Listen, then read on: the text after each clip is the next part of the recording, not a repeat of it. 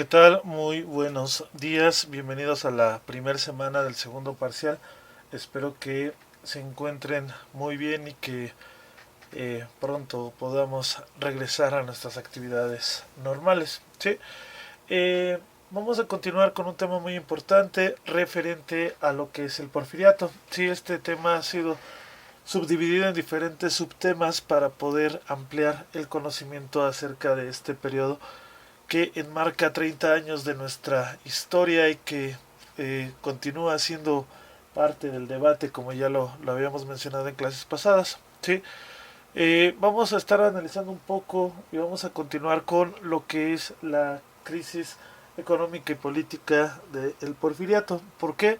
Porque es muy importante entender de qué manera se va dando la decadencia de esta dictadura y cómo es que surgen otros movimientos muy importantes, como lo es el caso de la Revolución Mexicana. ¿Sí? Pero bueno, sin más preámbulo, vamos a continuar referente, haciendo referencia a lo que es esta parte del porfiriato. ¿Sí? Crisis económica. Al iniciarse el siglo XX, el desarrollo económico del porfiriato pidió impulso. Tras la tasa de crecimiento de la población industrial disminuyó, los productos agrícolas como el maíz, el frijol aumentaron de precio, lo que redujo el consumo interno de la mayoría de la población hasta en un 57%. Naturalmente, el mayor peso de la crisis la resistieron los trabajadores. ¿Ok? ¿Por qué los trabajadores? Porque en este sentido pues era la clase más desfavorecida en durante el porfiriato. Sí, el porfiriato pues como ya lo veníamos mencionando en algunas clases, enmarcó, sí, un desarrollo para el país, pero a su vez también enmarcó lo que fue o puso en evidencia una grande desigualdad económica entre clases sociales de nuestro país. ¿Sí? Entonces, desafortunadamente, cuando empieza a surgir esta crisis económica, ¿sí?, en el porfiriato, pues quien más resiente el alza de estos productos básicos, por llamarlo de alguna manera, fue la clase trabajadora y a quien más le pegó esta situación. Para 1905 el gobierno realizó una reforma monetaria, adoptando como respaldo de la moneda mexicana el patrón oro. Antes había sido la plata, fijando la paridad en 2 pesos plata por dólar, lo que equivalía a la devaluación del 50%, medida que provocó la inflación, deterioro de los salarios y aumento de la deuda externa, situación que aprovecharon los extranjeros para adquirir empresas y bienes raíces a muy bajos precios. Ok, bueno, esta paridad que se logra entre el oro y el dólar, pues viene a repercutir también en una devaluación, sí, como lo menciona la diapositiva, como está escrito, y esto a su vez pues genera más desigualdad socioeconómica y hay una disparidad en lo que son los accesos económicos por parte de la población. Sí, en este sentido, pues básicamente los extranjeros, los dueños del capital, logran apoderarse de empresas y de bienes raíces al ser bajados, al ser disminuidos en su costo, y esto pues lo aprovechan. Obviamente, teniendo el capital, pues todo se puede lograr durante este periodo. Sí, algo que desafortunadamente se lleva constantemente en nuestro país, o situaciones que constantemente se hacen visibles en la historia de nuestro México, porque básicamente muchas veces los grandes empresarios, los grandes burgueses, pues son quienes aprovechan la caída de precios o las oportunidades que el Estado mexicano les puede dar para poder generar ciertos recursos. Y bueno, valga la comparación, pero también podemos ver esto en lo que pasó con una empresa paraestatal como lo fue Pemex en tiempos recientes, que más adelante en el curso lo estaremos analizando. Ok, bueno, entramos a lo que es la crisis política.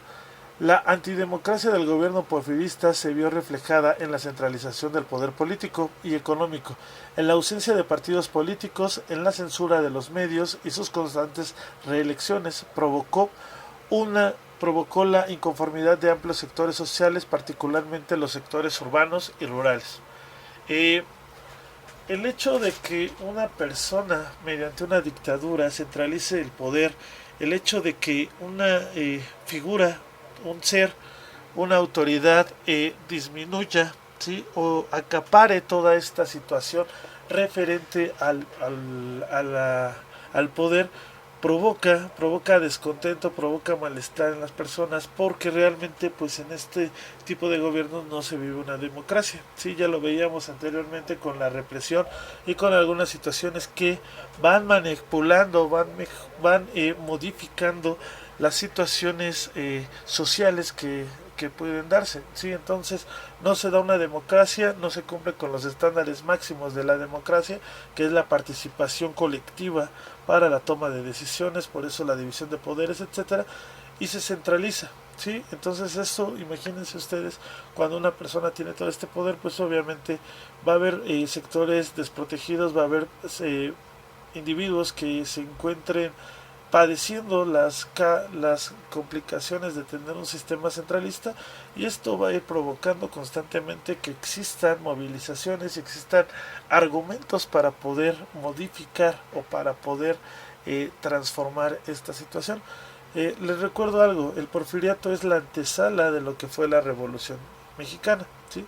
Si no existiese o no hubiese existido esta situación como lo es el porfiriato, prácticamente pues yo creo que este evento de revolución pues no hubiese tenido cabida. Sin embargo, pues eh, la historia es por algo y la escriben personas y eventos que trascienden en la vida social y política de un contexto determinado. ¿Sí? Entonces hay que tomarlo en cuenta. La oposición más sistemática y radical desde 1900 se dio a partir del surgimiento del País Liberal Mexicano, por sus siglas el PLM, y sus organismos de difusión como la Regeneración, el Magonismo, como también se le conoce, contó con la participación de los hermanos José, Enrique y Ricardo Flores Magón, Librado Rivera, Antonio Díaz Soto y Gama, y un número de maestros, médicos, estudiantes, periodistas y rancheros. ¿Ok? Si ponemos a revisar la biografía, principalmente de Ricardo Flores Magón, nos daremos cuenta que es uno de los principales personajes antisistema que existe o que ha existido en nuestro país, por toda esta noción libertadora, toda esta noción en contra de un sistema establecido. De hecho, es considerado como uno de los principales anarquistas de la historia de México. Entonces, es importante saber que justamente durante este periodo, durante esta etapa autoritaria, ¿sí?, en nuestro país, surgen partidos, surgen personajes que mueven y que empiezan a modificar la contextualización que pretendía dar el sistema establecido. ¿Sí? En este sentido, pues, entendemos que el porfiriato pues venía en decadencia o comenzaba a vislumbrar ciertas nociones decadentes en torno a lo que es su sistema, ¿sí?, a lo que es el poder, a lo que es esto. Más adelante veremos otro tipo de movimientos, otro tipo de situaciones que fueron alejando a Porfirio Díaz cada día más y más de lo que fue el poder, hasta terminar en una entrevista por ahí a un periodista estadounidense que lleva y conlleva situaciones que permitieron la resurrección del pensamiento social, y a su vez recae en lo que es la revolución industrial. ¿Sale, chicos? Pues bueno, vamos a continuar.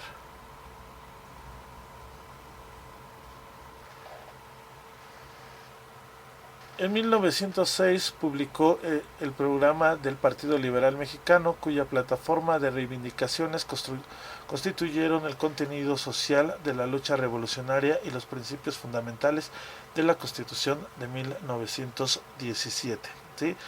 Algo muy importante, lo vamos a ver más adelante, pero la Constitución de 1917 es una constitución, o es reconocida como la primer constitución social del país. Eso es muy del país, perdón, del mundo. Sí, eso es muy importante porque en él ya se incluían los derechos humanos y ya se abogaban sobre las situaciones sociales. Sí, recordemos que esta constitución emana de lo que es la Revolución Mexicana. Y finalmente hablamos que el Partido Liberal Mexicano también organizó los primeros levantamientos armados en contra del gobierno porfirista.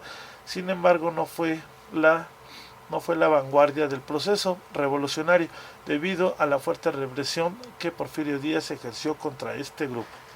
Al igual que otras situaciones, Porfirio Díaz repercute y tiene trascendencia mediante la represión para no poder dejar la participación activa de sus adversarios, y esto provoca que haya situaciones de descontento.